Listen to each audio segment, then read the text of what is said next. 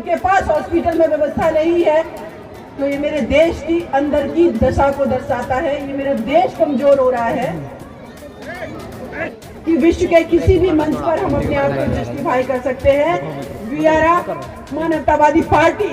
हमारे पास बुद्ध है, हमारे पास बाबा साहब है, हमारे पास महानवर साहब कांसी राम है। और इस कमी को मुझे लगता है कि जो रिजर्वेशन दिया जाता है, और आज भी बहुत लोग छीटाकशी कर देते हैं इस बात की लेकर के कि काबिलियत नहीं है, नंबर कमाए फिर वहां पहुंच गए। बहुजन समाज पार्टी की राष्ट्रीय अध्यक्षा बहन सुश्री कुमारी मायावती जी, जो कि उत्तर प्रदेश राज्य की 4 बार मुख्यमंत्री रही, बहन जी को मैं शुक्रिया अदा करती हूं कि उन्होंने बहुजन समाज पार्टी में मुझे काम करने का मौका दिया और निरंतर मैं आप लोगों के बीच हूं। और ऐसी उम्मीद करती हूं कि एक इस देश की जो पार्टी है, जो दबे कुचले शोषित पीड़ित वंचित लोगों की पार्टी है, वो भविष्य में इस देश की शासन सत्ता पर बैठेगी, ऐसी मैं उम्मीद करती हूं। लेकिन वो सब आप लोगों के सहयोग के बिना संभव नहीं है। मुझसे बहुत लोगों ने सवाल किया कि आप बहुजन समाज पार्टी में क्यों, आप तो इतनी पॉपुलर थी। तो मेरे भाइयों, माताओं, बहनों, आप लोगों को एक बात मैं बता देना चाहती हूँ। नो डाउट कि आज हम एक लोकतांत्रिक देश में जी रहे हैं। यहाँ पर हर व्यक्ति का, चाहे वो जनरल कैटेगरी का हो, ओबीसी हो, एससी एसटी माइनॉरिटी हो, जैसे कि बहुजन शब्द का सबसे पहले प्रयोग तथागत गौतम बुद्ध जी ने किया था। उन्होंने समतामूलक समाज की बात की, उन्होंने मानवता को सर्वोपरि रखते हुए काम किया और इस भारत जैसे विशाल देश से पूरे विश्व को ये परचम लहरा दिया कि मानवता ही अल्टीमेट सब कुछ है, ये आर्टिफिशियल स्ट्रक्चर कुछ भी नहीं है। तो हमारी जो पार्टी की आइडियोलॉजी है, हमारा जो विजन है, जो हमारा मिशन है, जो हमारा उद्देश्य है, वो तथागत गौतम बुद्ध के विचारों से लेकर के मानवर साहब, बाबा साहब अम्बेडकर जी से लेकर के महात्मा ज्योतिबा फुले, छत्रपति साहू जी महाराज, शिवाजी से लेकर के कितने हमारे महापुरुषों के संघर्ष और बलिदान की देन है कि आज हमारा ये समाज अपने हक अधिकार के लेकर के अवेयर है। यहाँ मेरी जितनी माता बहनें और बच्चे हैं, बहुत लोग जा चुके हैं, उसके लिए मैं माफी चाहती हूँ, मैं लेट हो गई। लेकिन मैं ये बात दावे के साथ कहती हूँ, यहाँ का खड़ा हर बच्चा, अगर मैं किसी से पूछना चाहूंगी कि बाबा साहब कौन थे, तुरंत बता देगा। मानवर साहब कौन थे, तुरंत बता देगा। हमारा मिशन क्या है, तुरंत बता देगा। इसके पीछे सिर्फ कारण ये नहीं है कि उन बच्चों को, उन हमारी बच्चियों को, माताओं बहनों को सिर्फ इन्फॉर्मेशन दी गई है, नहीं, ये हमारा मिशन है। और ये मिशन हमारा वो है कि इस देश का एक हिस्सा होने के बावजूद भी हम लोगों को कभी मुख्य धारा से नहीं जुड़ने दिया। पानी पीने का अधिकार नहीं हमें दिया गया, हमें एक साथ रेस्टोरेंट में खाने का अधिकार नहीं दिया गया, हमें इस देश के अंदर ऐसा व्यवहार किया गया कि हम इंसान ही नहीं है। तब फिर उस धर्म की बात होगी जिसने मानवता का पाठ पढ़ाया, और वो है हमारा बौद्ध धर्म। महात्मा बुद्ध जो कहते हैं कि करुणा ही सब कुछ है। अगर किसी को देख करके आपके आंखों में आंसू नहीं है, आपको दर्द, उस व्यक्ति के दर्द को आप महसूस नहीं करते, तो एक बार अपने अंदर झांक करके देखिए कि आप वाकई में आप मानव हैं। तो फिर सदियों तक मेरे देश के अंदर हमारे अपने लोग जो इतनी पीड़ा में रहे, जिनको शोषित वंचित रखा गया, उनको देख करके लोगों को दर्द क्यों नहीं हुआ? उसी बेटे को दर्द क्यों हुआ? वो अलग बात है कि बाबा एससी समाज से आते थे, लेकिन आज इस मंच पे मैं दावे के साथ कहती हूँ कि एक ऐसा महापुरुष इस भारत की धरती पर हुआ जिन्होंने अपना ही एससी समाज नहीं, जिन्होंने बहुजन समाज और देश की एंटायर कम्युनिटी के लिए एक बहुत सशक्त संविधान लिखा है। वो संविधान क्या सिर्फ एससी समाज को प्रोटेक्ट कर रहा है? नहीं, वो समता मूलक समाज की बात कर रहा है, वो महिलाओं को भी अधिकारों की बात कर रहा है, और साथ ही साथ वो ये भी बात कर रहा है कि किसी के साथ भेदभाव नहीं होगा। इसका मतलब कि उनके साथ भी हम भेदभाव नहीं करेंगे जिन्होंने हमारे साथ भेदभाव किया। ऐसे महापुरुष के विचारों से ये संविधान लिखा गया। समझिए अपनी ताकत को, समझिए अपनी आइडियोलॉजी को, समझिए अपने विचारों को। मैं इस मंच की आयोजन समिति के जितने मेरे भाई हैं उन सभी का मैं तहे दिल से शुक्रिया अदा करती हूँ कि ये कार्यक्रम आप लोग हर साल इसका आयोजन करते हैं और इस बार इस मंच पर आपने मुझे मौका दिया। मैं आप लोगों का तहे दिल से शुक्रिया अदा करती हूँ और ऐसे कार्यक्रम देश के कोने कोने में होने चाहिए, क्योंकि मानवता का पाठ पढ़ाने वाला जो कार्यक्रम है, जो समता मूलक समाज की बात करने वाला कार्यक्रम है, जिसकी जड़ में ये है कि इस देश का अगर कोई व्यक्ति, चाहे वो किसी भी समाज का है, भूखा है, शोषित है, पीड़ित है, वंचित है, तो उसके लिए हम खड़े हैं। तो फिर ऐसे मंचों से ये बात होनी ही चाहिए।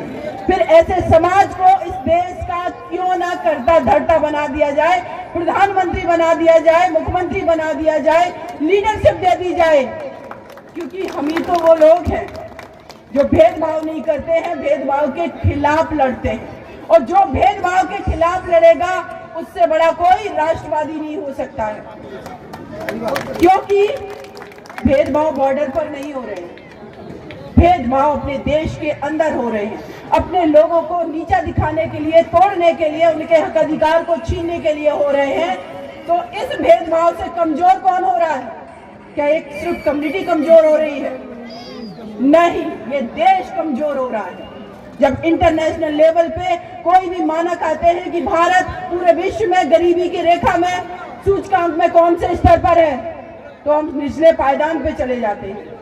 पत्रकारिता के क्षेत्र में, लोगों को स्वतंत्रता के क्षेत्र में कौन के नंबर पर हम पायदान में नीचे चले जाते हैं। कई एक सूचकांकों में हम अपने पड़ोसी देश श्रीलंका, बांग्लादेश और पाकिस्तान से भी पीछे हैं। तो एक किसकी बात हो रही है? मेरे देश भारत की बात हो रही है, जिसको हम सब बहुत प्यार करते हैं। तो ये उस कम्युनिटी को, जिसकी बहुसंख्यक आबादी अगर आज भी भूखी सो रही है, शोषित, पीड़ित, वंचित है, पढ़ने का अधिकार नहीं है, उनके पास हॉस्पिटल में व्यवस्था नहीं है, तो ये मेरे देश की अंदर की दशा को दर्शाता है। ये मेरा देश कमजोर हो रहा है। इसीलिए जब बाबा साहब ने संविधान लिखा तो उन्होंने उस संविधान में मौलिक अधिकार दिए। जो प्रियम्बल लिखी गई प्रस्तावना, जिसमें कहा जाता है कि हम भारत के लोग भारत को एक संपूर्ण, प्रबुद्ध, संपन्न, समाजवादी, पंथनिरपेक्ष, लोकतंत्रात्मक गणराज्य बनाते हैं। हम भारत के लोग, और उन हम भारत के लोगों में इस देश का ब्राह्मण समाज, ओबीसी समाज, दलित समाज, एसटी समाज, महिलाएं, थर्ड जेंडर, हर कोई शामिल है। फिर भेदभाव किसके साथ?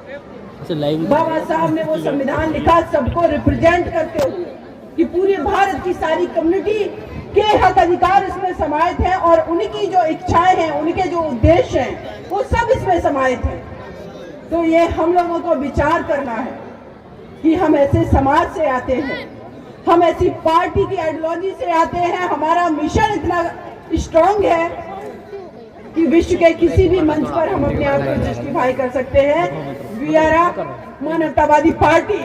हमारे पास बुद्ध है, हमारे पास बाबा साहब है, हमारे पास महानवर साहब कांसीराम है, हमारे पास छत्रपति साहू जी महाराज हैं, जिन्होंने सबसे पहले अपने साम्राज्य के अंदर, अपने राज्य के अंदर 50% रिजर्वेशन दिया था। ये रिजर्वेशन कोई किसी को खैरात में नहीं दिया जाता है, चाहे वो संविधान में दिया गया हो या फिर वो छत्रपति साहू जी महाराज ने दिया हो या किसी भी एजेंसी में कहीं पर भी अगर उनको रिप्रेजेंटेशन है तो उसके पीछे उद्देश्य है। तुम पे भी है बच्चे पे। छत्रपति साहू जी महाराज से एक उनके प्रधान सचिव थे, उन्होंने सवाल किया कि जिन लोगों को आपने रिजर्वेशन दे दिया है, ये लोग तो इस काबिल ही नहीं है कि काम नहीं कर पा रहे हैं। उन्होंने कहा कि अगर ये काबिल नहीं है तो उसके लिए भी हम लोग जिम्मेदार हैं, जिनको हमने अपने समक्ष नहीं बैठाला, जिनको हमने पढ़ाया नहीं, पढ़ने नहीं दिया, पढ़ने से रोका, जिनको हमने पानी नहीं पीने दिया, जिनको हमने इंसान नहीं समझा, अचानक से अगर हमने उनको रिजर्वेशन के माध्यम से नौकरियां दे भी दी तो हम कैसे उम्मीद कर सकते हैं? ये भी हमारी ही कमी है। और इस कमी को मुझे लगता है कि जो रिजर्वेशन दिया जाता है, और आज भी बहुत लोग छीटाकशी कर देते हैं इस बात की लेकर के कि काबिलियत नहीं है, नंबर कमाए फिर वहां पहुंच गए। मैं कहती हूँ इक्वल लेवल पे उन दोनों बच्चों की, चारों पांचों बच्चों की, जितनी एंटायर कम्युनिटी की मैं बात कर रही हूँ, इक्वल माहौल दे दो, एक जैसा वातावरण दे दो, फिर कंपटीशन करवाओ कौन काबिल निकलता है कौन नहीं। डिस्क्रिमिनेटरी फंक्शन में आप इक्वलिटी की बात कर रहे हैं। इसका मतलब है कि जहां डिस्क्रिमिनेशन एक्चुअल में है, एजुकेशन में, हेल्थ में, फूड में, हमारे बच्चों को इस देश के अंदर अगर अभी अगर सर्वे करवा लिया जाए, एनीमिक महिलाओं को अगर देख लिया जाए, या जो कुपोषण के बच्चे हैं, आप देख लेना पर्टिकुलर कम्युनिटी के लोग ही निकलेंगे, बच्चे निकलेंगे। क्यों? जिनके पास प्रॉपर न्यूट्रिशन नहीं है, वो बच्चा कैसे अपने ब्रेन का उस लेवल पे इस्तेमाल करके उतना अच्छा परफॉर्मेंस कर पाएगा। हमारी ये लड़ाई उस लेवल तक होनी चाहिए। रिजर्वेशन तो बहुत छोटी चीज है, मिड डे मील जैसा कॉन्सेप्ट क्यों लाया गया? तो इन सारी चीजों की लड़ाई हमारी, मेरे भाइयों बहनों माताओं, बहुत बड़ी है। रिजर्वेशन बहुत छोटी चीज है, हमें रिप्रेजेंटेशन अब चाहिए। रिप्रेजेंटेशन का सीधा मतलब है कि अगर सरकार सोशलिज्म जो है, समाजवाद के तहत समाज कल्याणकारी राज्य की स्थापना नहीं कर पा रही है, और पूंजीपति कंपनियां जो है, पूंजीपति है, अगर उनके पास में हमारे पीएसयू चले गए हैं, तो वहां पर भी हमारा रिप्रेजेंटेशन होना चाहिए, इंश्योर किया जाना चाहिए। क्योंकि सरकारी नौकरियां खत्म है, आपने प्राइवेट चीजों को कर दिया है, तो वहां पर तो वही लोग पहुंचेंगे ना जो पहले से बहुत ज्यादा वेल एजुकेटेड है, अब्रॉड पढ़ के आए हैं, जिनके पास इंग्लिश मीडियम स्कूल है, जिनके पास कॉन्वेंट स्कूल है। हमारे देश के अंदर अभी भी हमारे आपके बच्चे प्राथमिक विद्यालय में पढ़ रहे हैं ना, वहाँ पर टीचर की उतनी अच्छी क्वालिटी है, ना संसाधन है, सारी चीजें नहीं है। तो फिर हमारी लड़ाई वहां तक पहुंचनी चाहिए। इस देश की नदियों पर अधिकार होना चाहिए, इस देश के पहाड़ों पर अधिकार होना चाहिए, जहां माइनिंग हो रही है, जहां पत्थर खोदे जा रहे हैं, जहां पर हीरे जवाहरात निकल रहे हैं, जहां पर गोल्ड निकल रहा है, चाहे वो कोलार की खान हो, जहां पर सीबीआई हमारी है, सीबीआई में हमारे लोग होने चाहिए, जिससे कि बहुजन समाज का अगर कोई नेता उभर करके आगे आता है तो उसको फॉल्सली इम्प्लीकेट ना किया जाए, ईडी से ना डराया जाए। और साथ ही साथ जो पूरी बॉलीवुड इंडस्ट्री है, वहां पर जो फिल्में बन रही हैं, आप लोगों ने कभी सोचा कि उन फिल्मों के अंदर जो दर्शाया जाता है, आज भी कभी भी उन मूवीज में आप देखना SC, ST, OBC माइनॉरिटी का कोई व्यक्ति जाकर के राजा के रूप में नहीं दिखाया जाता है। ये माइंड सेट है हमारा। तो मैं कहूंगी, अपने आप को राजा समझिए। हमारे पास इस देश का एक सबसे बड़ा राजा हुआ है, जिसके द्वारा लिखे गए संविधान से इस देश का पूरा सिस्टम संचालित हो रहा है।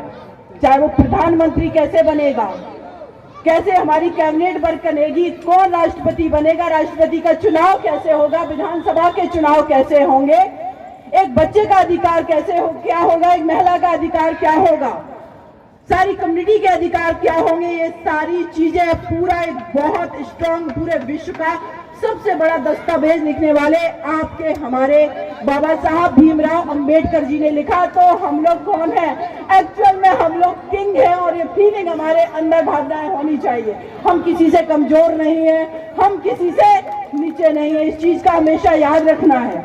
और साथ ही साथ मैं एक और बात कहूंगी, शाम का समय हो गया, मेरी माता बहनें घर चली गई, उनके ऊपर परिवार की जिम्मेदारी होती है।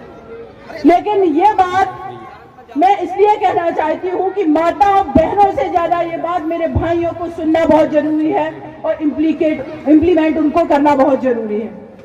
आपके घर में जो एक स्त्री है, चाहे वो माँ के रूप में हो, बहन के रूप में हो, आपकी बेटी के रूप में हो, वो भी इस देश की आधी आबादी है।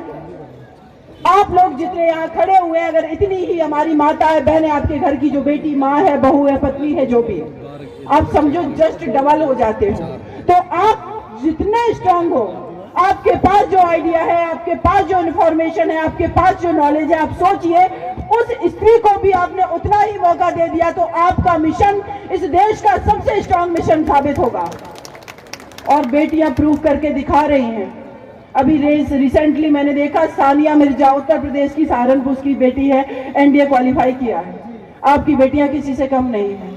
पायलट हॉकी में आपने अगर देखा होगा, जब ओलंपिक हुए तो एक बेटी के घर पे उसके पड़ोस के लोग जाकर के उसके परिवार को डरा धमका रहे थे। वो बेटी एससी समाज से आ रही थी, लेकिन ओलंपिक में खेल रही थी, वंदना कटारिया, लेकिन हमारी वो बेटी ओलंपिक में खेल रही थी।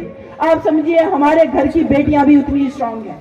और कितना बड़ा एग्जाम्पल दूं आप लोगों को, बहन सुश्री कुमारी मायावती जी, उत्तर प्रदेश राज्य की 4 बार मुख्यमंत्री, प्रूव करके दिखाया ना।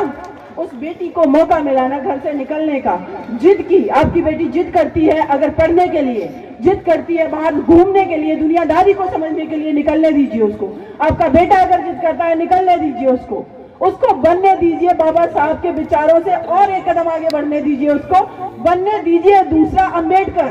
क्योंकि जब तक वो समाज से नहीं बढ़ेंगे, जब तक वो आपके गलत चीजों से, अगर उसके पिताजी डांट रहे हैं उनको वो नहीं रिएक्ट करेगा, तब तक वो समाज से नहीं लड़ सकता, गलत चीजों से नहीं लड़ सकता।